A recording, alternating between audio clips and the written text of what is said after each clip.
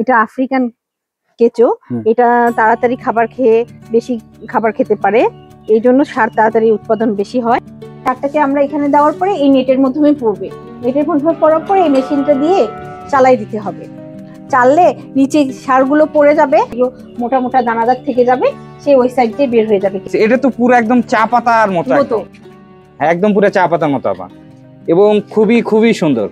আলহামদুলিল্লাহ, যেহেতু আমাদের গোবরটা আমাদের নিজস্ব ফার্ম থেকে আমরা পাচ্ছি, তাই আমাদের 50-50 খরচ পড়ে যায় আর 50 লাভ আসে।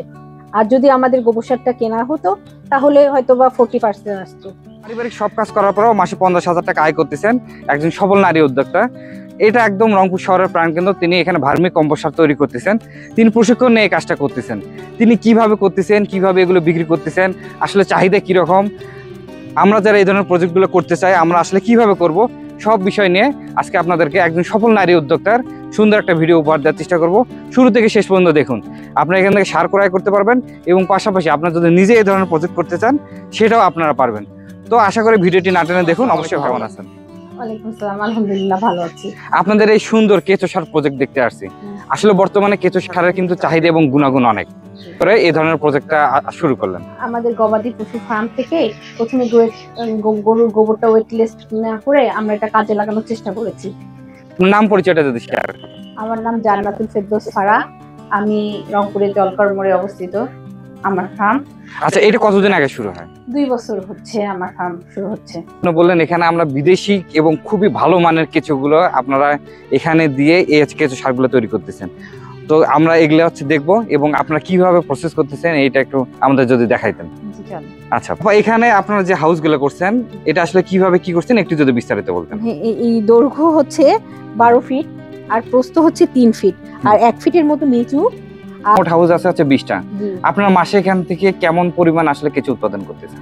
আমরা এখানে 10 টনের মতো গোবর সার থেকে কেঁচো সার উৎপাদন করতেছি। আসলে শুরু থেকে প্রসেসিংটা কিভাবে হয়? আমরা দেখতেছি একদম স্তূপ করে গোবর রাখা, আসলে মানে এই গোবরটা ওখানে আসলে কতদিন রাখতেছেন বা কিভাবে কি করতেছেন? 40 দিনের মতো গরুর গোবর ওখানে রাখতেছি, যাতে গ্যাস বের হয়ে যাচ্ছে। ওখানে গ্যাসটা বের করে নিয়ে এসে তারপরে আমরা হাউসে দিচ্ছি। তারপরে আমরা কলা গাছ ছোট ছোট করে কাটি, তারপরে কচুরি পানা ছোট ছোট করে কেটে উপরে উপরে দিয়ে দিই, যাতে আর্দ্রতা বজায় থাকে। আর 10 দিন পর পর কেঁচোগুলো আর গোবর সারগুলোকে মিক্সড করে দেই, যাতে সব স্তরে ওরা খাওয়ার উপযোগী করে দিই, যাতে খেতে পারে। এটা আফ্রিকান কেঁচো, এটা তাড়াতাড়ি খাবার খেয়ে বেশি খাবার খেতে পারে, এই জন্য সার তাড়াতাড়ি উৎপাদন বেশি হয় আর এরা সারটা ঝরঝরা বেশি। এদের বংশবৃদ্ধি সাধারণত 3 মাস হয়, নভেম্বর ডিসেম্বর জানুয়ারি বেশি হয়, সব সময় হয়, কিন্তু নভেম্বর ডিসেম্বর আর জানুয়ারিতে ওদের প্রচুর বংশ বিস্তার হয়। আমরা দেখতে পাচ্ছি এই হাউসের উপরে আপনারা সালা দিয়ে রাখছেন, এতে করে কি সুবিধা পাওয়া যায়? কেঁচো অন্ধকার স্যাঁতসেঁতের মধ্যে খাবার খেতেও বেশি পছন্দ করে এবং থাকতেও ওরা স্বাচ্ছন্দ্য পছন্দ করে, আর ওখানে ওরা বংশবৃদ্ধিও সহজ হয়ে যায়, এই জন্য আমরা সালা বা চট দিয়ে ঢেকে রাখি। আচ্ছা, এইটা কি ধরনের কি করছেন আপা একটু যদি বলতেন। সারটাকে আমরা এখানে দেওয়ার পরে এই নেটের মাধ্যমে পড়বে, নেটের মাধ্যমে পড়ার পরে এই মেশিনটা দিয়ে চালাই দিতে হবে। চাললে নিচে সারগুলো পড়ে যাবে, মোটা মোটা দানাদার থেকে যাবে, সে ওই সাইড দিয়ে বের হয়ে যাবে। মেইন যেটা সারটা এখানে পড়তেছে, এটা তো পুরো একদম চা পাতার মতো, একদম পুরো চা পাতার মতো আপা, এবং খুবই খুবই সুন্দর। মেশিনের প্রসেসটা তো মানে নিজের আইডিয়াতেই করা। নিজের আইডিয়াতেই করা। আচ্ছা, আপনার মতো যদি কেউ এই ধরনের মেশিন একটা তৈরি করতে চায় কেমন টাকা মানে খরচ হইতে পারে? 20,000 টাকার মতো খরচ পড়বে। আর আমরা যদি আয় ব্যয়ের হিসেবে আসে, বা আপনি যেহেতু আসলে পারিবারিক কাজকর্মের পাশাপাশি এটা করতেছেন, আসলে কেমন কি যদি একটু বলতেন। আলহামদুলিল্লাহ, আমার প্রতি মাস থেকে এখানে 1 লাখ টাকার মতো সেল হয়। আয় ব্যয় হিসাব বাদ দিয়ে আমার 40-50,000 টাকা থেকে যায়। আপনাদের এখানে 2 ধরনের কেঁচো, একটা আমরা দেখলাম থাইল্যান্ডের কেঁচো, একটা হচ্ছে আফ্রিকান কেঁচো। আচ্ছা, কেউ যদি নিতে চায় বা নতুন উদ্যোক্তাদের ক্ষেত্রে অবশ্যই আমরা দিয়ে দিব।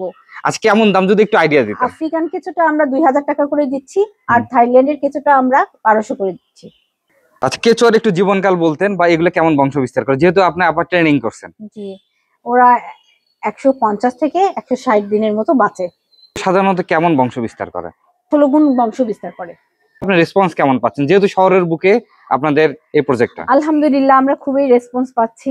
আমার স্টক সার থাকেই না বলতে গেলে, কারণ রংপুরে আসে যারা ছাদে বাগান করছে, সবজির চাষ বা ফলমূল চাষ করতেছে, সবাই এসে সারের জন্য উদ্বৃত্ত হয়ে থাকে, এবং যে ভাইরা আদা চাষ করতেছে বস্তায়, তারাও চাষের জন্য নিয়ে যাচ্ছে, আদা চাষ শুরু করতেছে।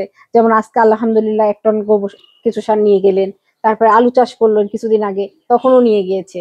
করতেছেন, এই ব্যাপারটা আপনার কাছে কেমন লাগে? আমাকে প্রথমের দিকে একটু কেমন লাগতো, বলতে গেলে নিজেকেই কেমন লাগতো, কিন্তু এখন আল্লাহর রহমত আমাকে ভালো লাগে যে একটা আমি ন্যাচারাল জিনিস তৈরি করতে পারতেছি, নিজেকে খুব ভালো লাগে। রাসায়নিক সার তো ক্ষতিকর, সেটা আমাদের পরিবেশকেও ভারসাম্য, জমির উর্বরতা কমাই দিচ্ছে। আর ভার্মি কম্পোস্ট, কেঁচো সারের তো জমির উর্বরতা বৃদ্ধি করতেছে। এটা কৃষকেরা ভাই বোনেরা যদি বুঝায় কি বলতে পারি, আরো ওদের জন্যও ভালো, আমার জন্যও ভালো। আপু, আপনার এই সুন্দর প্রজেক্টটা দেখে আসলে খুবই ভালো লাগলো। জি। আপনার কাছে কেউ যদি মানে কেঁচো সংগ্রহ করতে চায়, সহজ উপায় কি? আপনি এখানে কিভাবে আসবে? আমাদের চিড়িয়াখানা রোড, জলকর মোড়, রংপুরে অবস্থিত। যদি কেউ আসে, এই সাপোজ আমরা রংপুর পুলিশ লাইন স্কুল আছে জি। বা রংপুর চিড়িয়াখানা আছে, ওইখান থেকে আপনার এখানে আসার উপায় কি? চিকলিবিল, রংপুর ওয়াটার পার্ক চিকলিবিল বললে, জলকর মোড় বললেই নিয়ে আসবে রিক্সা। আচ্ছা, আমরা দেখলাম ভাইয়ের একটা সুন্দর ফার্ম আছে, এআর এগ্রো। আচ্ছা, এখানে জলকর মোড়ে এসে বললে হবে যে এআর এগ্রো। AR agro. আপনার সুস্থতা কামনা করতেছি। এই ব্যস্ততার মধ্যে আমরা খুব খুশি হয়েছি। আচ্ছা আপু, আপনাকে অসংখ্য অসংখ্য ধন্যবাদ। আজই ভালো থাকবেন। আসসালামু আলাইকুম।